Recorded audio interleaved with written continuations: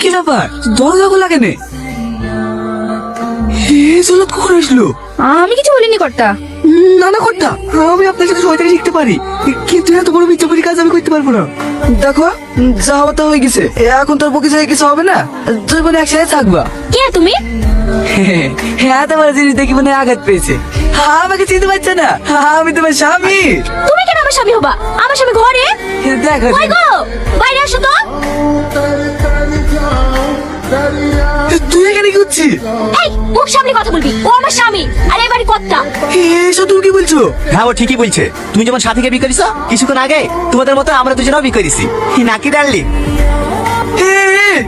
আমার বই গায়ে থেকে হাত না। চুপ, ও আমার স্বামী, ও আমার গায়ে হাত দিলো তো তোর কি? কর্তা, ওর ডায়লগ কেন শুনতে যাচ্ছেন বলেন তো? আমার বিশাল ভুল হয়ে গেছে, এদিকে মতো আমি ক্ষমা করে দাও। ঠিক আছে ওঠো। এই শাহিন, জামাওয়ালাটা ডেকে লাই, গুলগা একটা ডিভোর্স হবে আর একটা বিয়ে হবে। হ্যাঁ, বুঝতে পেরেছি। চ ঘরে চ, সবার সামনে মার খেলে তো মান সম্মানে লাগবে, তোকে ঘরে কে সোজা করবে। কি অসম্ভবকে সম্ভব করেছে তো?